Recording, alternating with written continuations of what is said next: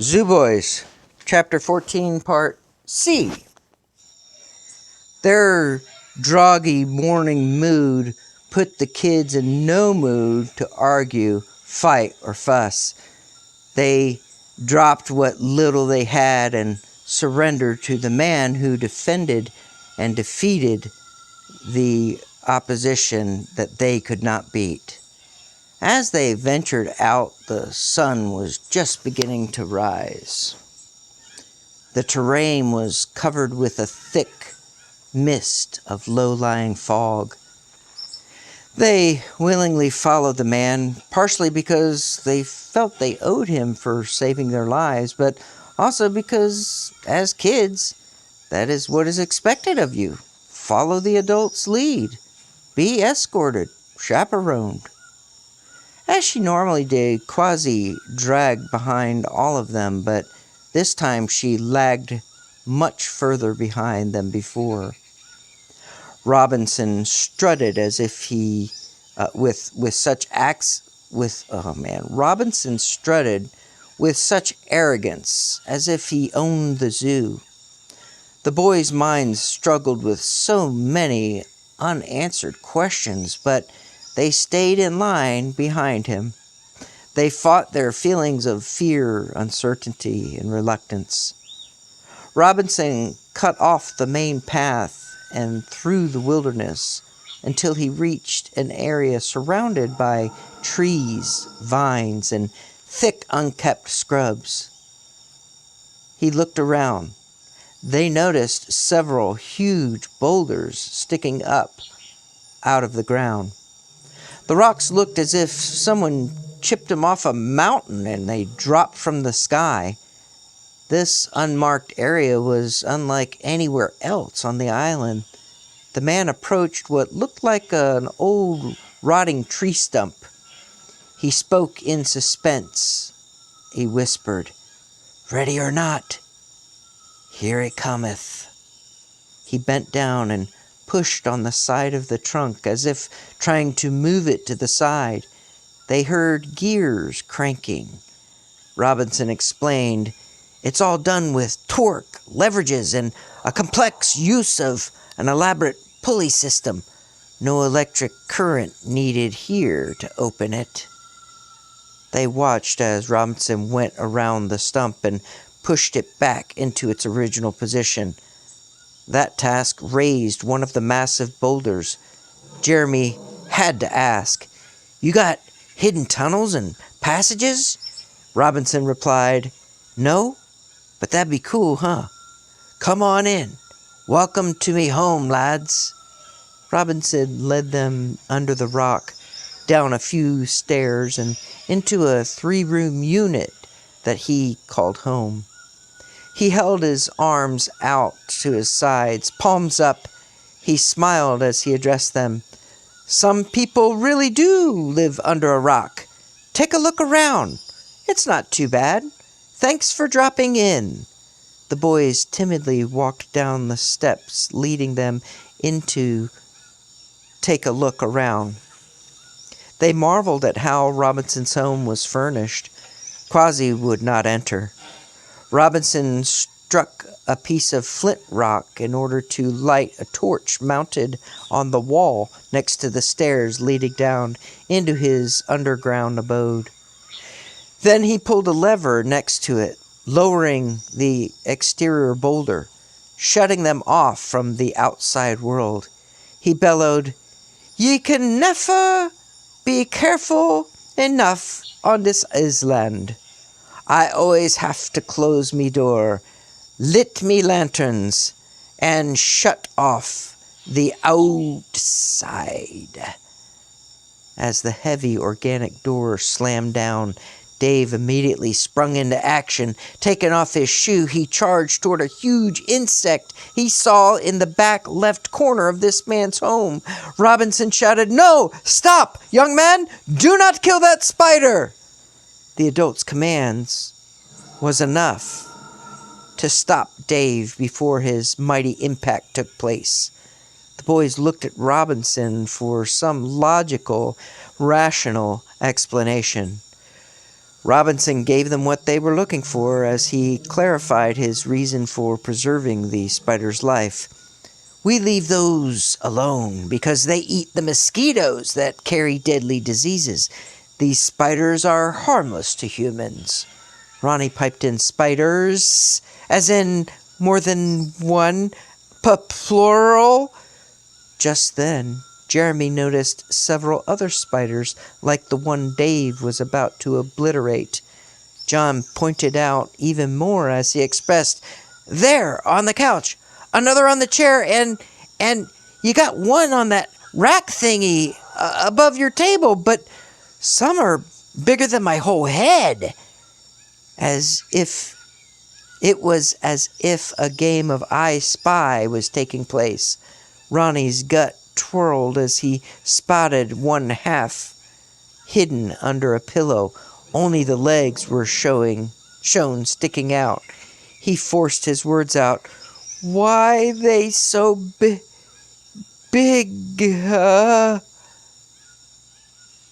Robinson proclaimed.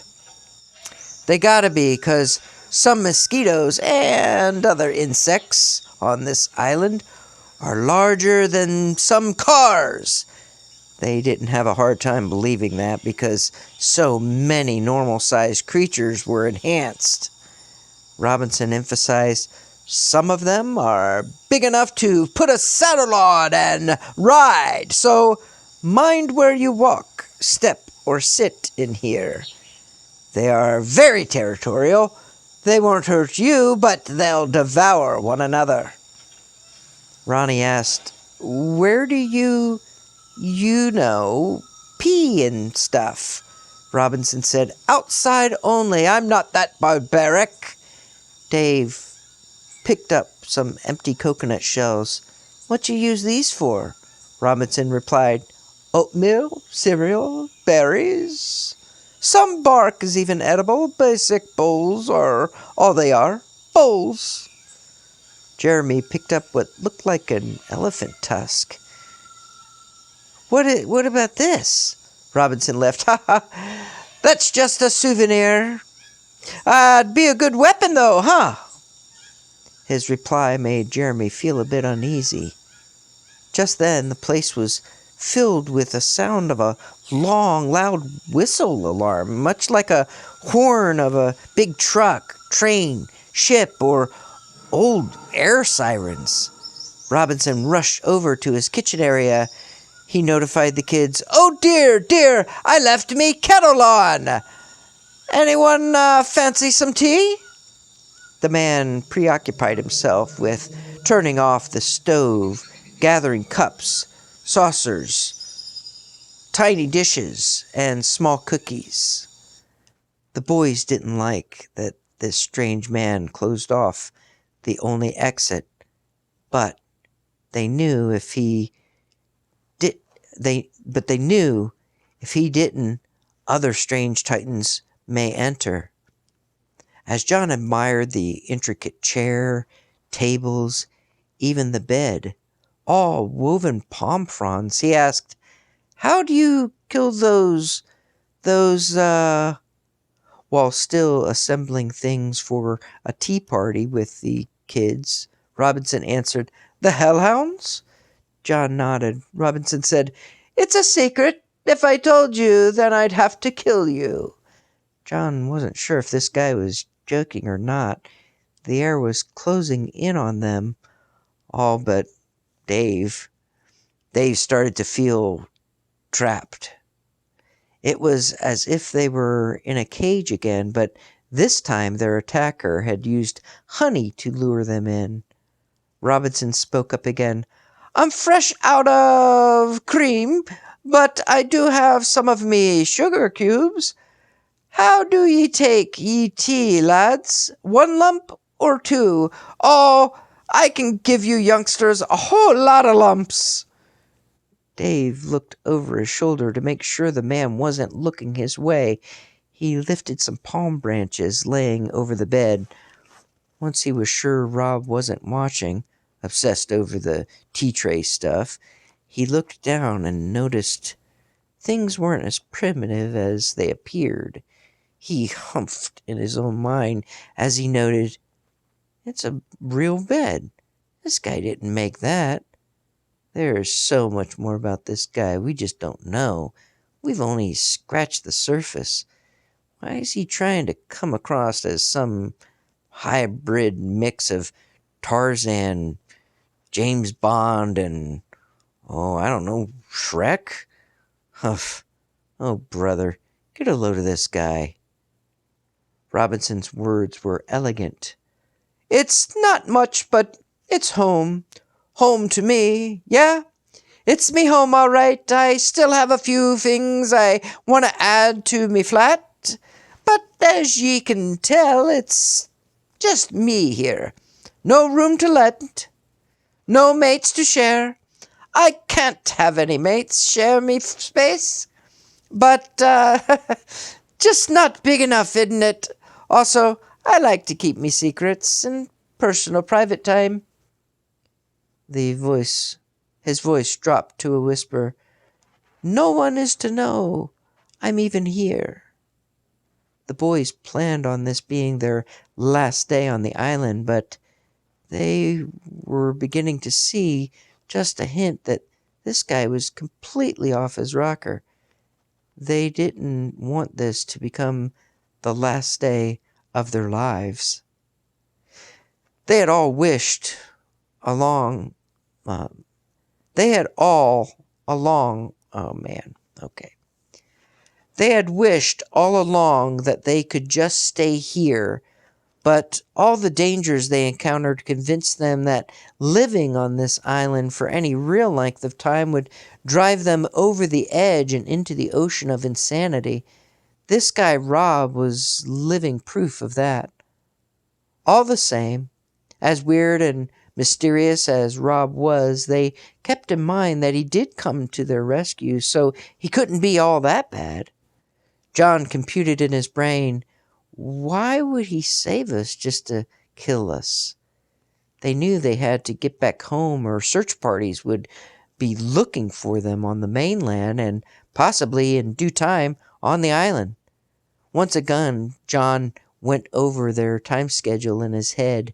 Okay, so we left home Friday, slept on Zoo Island Friday night and Saturday night.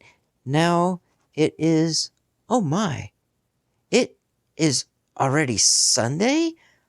I have no doubt a search party is already being formed. Try as he might to focus on their next step, his brain went back to the immediate potential threat this guy offered right now. All but Dave was sure someone would come for them, search and find them, hopefully alive and, well, not in some hole this guy has dug to capture humans. Many times Dave felt like no one really cared about him. He felt that if he disappeared, no one would even notice. There was some truth to that. He had to fend for himself most of his life. He was forced to be independent. He grew to accept that fact. The others knew without a doubt that if they weren't back by a certain time, it wouldn't go unnoticed or unpunished.